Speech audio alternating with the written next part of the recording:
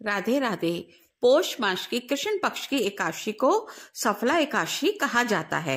जैसा कि नाम से ही पता चलता है, सफला एकादशी अर्थात सभी कार्यों में सफलता दिलाने वाली एकादशी। सफला एकादशी के व्रत को करने से आपके कार्यों में आ रही बाधाएं दूर हो जाती हैं। तो आज मैं आपसे इस वीडियो में सफला एकादशी के बारे में बात करूंगी। सफला एकादशी कब शुरू हो रही है, इसका व्रत कब करना है और यह कब समाप्त हो रही है, व्रत का पारण कब करना है। तो वीडियो शुरू करने से पहले दोस्तों, मैं हूं मीनाक्षी और आपके चैनल लाइफ विद मीनाक्षी में आपका बहुत बहुत स्वागत है। आशा करती हूं आप अच्छे होंगे, स्वस्थ होंगे, मस्त होंगे। तो चलिए वीडियो शुरू करते हैं। सफला एकादशी हमेशा जनवरी माह में होने वाली पहली एकादशी होती है। तो देखा जाए 2024 की यह पहली एकादशी है।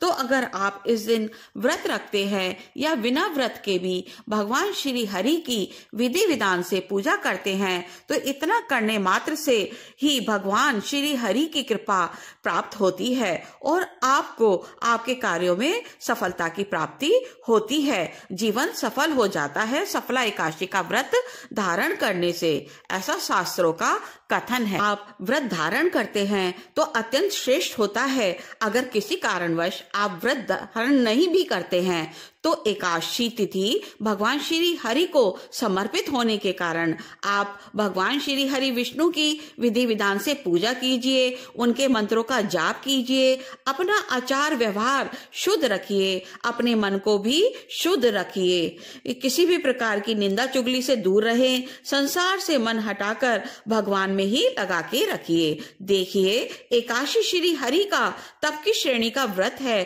तो सभी इंद्रियों के सहित मन को प्रभु में ही लगा के रखना है। शुद्ध सात्विक भोजन ग्रहण कीजिए। तो यह सब करने मात्र से ही श्री हरि विष्णु जी प्रसन्न हो जाते हैं और उनकी कृपा आपको प्राप्त होती है। हम बात करते हैं पौष मास की कृष्ण पक्ष की एकादशी सफला एकादशी के बारे में। यह कब प्रारंभ हो रही है, कब समाप्त हो रही है, आपको व्रत किस दिन धारण करना है, व्रत खोलना अर्थात पारण का शुभ मुहूर्त कौन सा है, तथा इस दिन कौन से मंत्रों का जाप करना उत्तम होता है और किस प्रकार के उपाय से हमारा व्रत सफल होता है। अगर व्रत नहीं भी कर रहे हैं तो बिना व्रत के भी आपकी मनोकामना पूर्ण हो और आपको आपकी पूजा का संपूर्ण फल प्राप्त हो। तो आज का वीडियो बहुत महत्वपूर्ण है। आप इस वीडियो को पूरा जरूर देखिए क्योंकि काफी महत्वपूर्ण जानकारी आज मैं आपको इस वीडियो में देने जा रही हूं। तो इस वीडियो के अंत तक आप बने रहिए। तो सबसे पहले जानते हैं कि एकादशी तिथि कब प्रारंभ हो रही है। हिंदू पंचांग के अनुसार एकादशी तिथि का प्रारंभ हो रहा है 6 जनवरी की मध्य रात्रि पर और इसकी समाप्ति हो रही है 7 जनवरी की मध्य रात्रि पर। तो सूर्य उदयकालीन तिथि होने के कारण एकादशी का व्रत 7 जनवरी रविवार के दिन धारण किया जाएगा। तो जो भक्त व्रत धारण करेंगे वो करेंगे 7 जनवरी रविवार को, और इसके जो नियमों का पालन करना है दशमी तिथि के, वो होगा शनिवार को, यानी कि 6 जनवरी को दशमी तिथि के नियमों का पालन करना होगा। दशमी तिथि को भी शुद्ध सात्विक भोजन करना चाहिए। भोजन में प्याज, लहसुन आदि तामसिक प्रवृत्ति वाले भोजन का सर्वथा त्याग कर देना चाहिए। मसूर की दाल, शाक, टमाटर ये चीजें भी एकादशी के व्रत धारण करने वाले को नहीं खानी चाहिए। गाजर, मूली, बैंगन का भी त्याग करना चाहिए दशमी के दिन से ही। एकादशी का व्रत 3 दिन का व्रत होता है। तो दशमी तिथि को भी सूर्य अस्त हो जाने के बाद नमक और अन्न का सेवन नहीं करना चाहिए। अगर कुछ खाना है तो आप फल या दूध ले सकते हैं। दशमी तिथि को भी भूमि पर शयन करना चाहिए। एकादशी करने वाले को प्रातःकाल सुबह ब्रह्म मुहूर्त में उठकर गंगा जल डालकर जल से स्नान करना चाहिए। यदि आपके पास कोई पवित्र नदी हो तो उसमें स्नान करिए, नहीं तो अपने घर में ही गंगा जल मिलाकर स्नान करिए। करने के बाद शुद्ध धुले हुए वस्त्रों को पहनकर सर्वप्रथम सूर्य देव को जल अर्पण कीजिए। इसके बाद तुलसी सेवा भी अवश्य कीजिए, तुलसा जी में जल प्रदान कीजिए। अब बहुत से लोग कहेंगे कि एकादशी को तुलसा जी में जल नहीं देना चाहिए, तो मैं आपको बता दूं कि यह एक मिथ है। जो लोग नियम से तुलसा जी में जल अर्पण करते हैं तो उन्हें एकादशी के दिन भी जल अर्पण करने का कोई दोष नहीं लगता। इसके बाद आप अपने मंदिर में विधि विधान से भगवान श्री हरि की पूजा कीजिए। सबसे पहले आप व्रत का संकल्प जरूर कीजिए। अगर आप व्रत धारण करते हैं तो तभी आपके व्रत का पूरा फल आपको मिलता है जब आप संकल्प करते हैं। तो संकल्प के लिए आप फूल और तिलों का उपयोग कीजिए। संकल्प से ही आपका व्रत शुरू हो जाता है। भगवान श्री हरि का अभिषेक कीजिए। आपके मंदिर में ठाकुर जी हैं तो उनका अभिषेक कीजिए।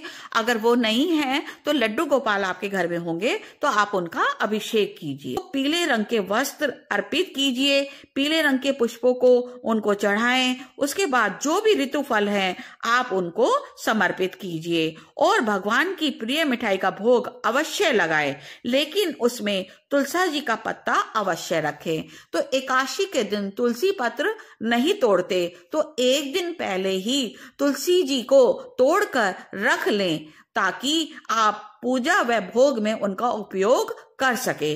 विधि विधान से पूजा करके आप उनकी आरती कीजिए और ओम नमो भगवते वासुदेवाय के मंत्रों का जाप कीजिए। जो भक्त व्रत रखते हैं दिन में फल या जूस ले सकते हैं और सायंकाल फिर विधि विधान से भगवान श्री हरि के मंत्रों का जाप करते हुए पूजा कीजिए। और जब आप सायंकाल की पूजा करेंगे तो उस वक्त आप जो दीपक जलाएंगे कोशिश करिए वो अखंड रहे, मतलब उसमें आप इतना तेल डाल दीजिए कि जब आप अगले दिन द्वादशी के दिन पारण करें तब तक आपका दीपक अखंड जलता रहे। ऐसा करने से एकादशी का बहुत पुण्य फल आपको प्राप्त होता है।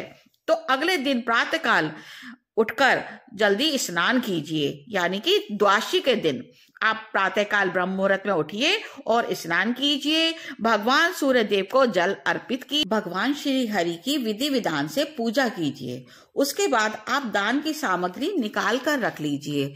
वैसे तो अगर संभव हो तो ब्राह्मण को बुलाकर उन्हें भोजन कराइए। अगर उस समय आपको ब्राह्मण उपलब्ध नहीं है, कोई गरीब है, तो आप उसको भी भोजन करा दीजिए।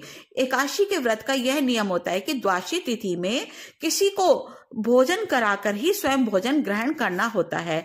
लेकिन अगर उस वक्त कोई भी नहीं है तो यह मतलब आपके लिए संभव नहीं है कि आप किसी को भोजन करा सके, तो आप क्या कीजिए, आप दान की सामग्री निकाल कर रख लीजिए, कुछ पैसे कुछ दक्षिणा निकाल कर रख लीजिए और उसके बाद आपको भी शुभ मुहूर्त में भोजन ग्रहण करना है। तो अब जानते हैं कि एकादशी का पारण अब हमें कब करना है। तो 8 जनवरी सोमवार के दिन सुबह 7:15 से लेकर 10 बजे तक आपको पारण करने का शुभ मुहूर्त मिलेगा।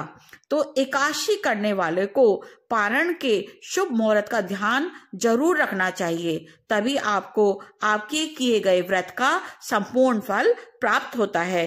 क्योंकि समय पर पारण न करना भी एक अपराध के समान माना गया है, उससे आपको आपके व्रत का कोई फल नहीं मिलता। तो पारण के समय का ध्यान अवश्य रखिए। तो दोस्तों, उम्मीद करती हूँ आपको मेरी बताई गई जानकारी आपको जरूर पसंद आई होगी। अगर आपको मेरी जानकारी पसंद आए और आपको मेरी वीडियो अच्छी लगे तो आप इसे लाइक कीजिए और मेरे चैनल को सब्सक्राइब कीजिए। तो मिलते हैं अगली वीडियो में, तब तक के लिए राधे राधे।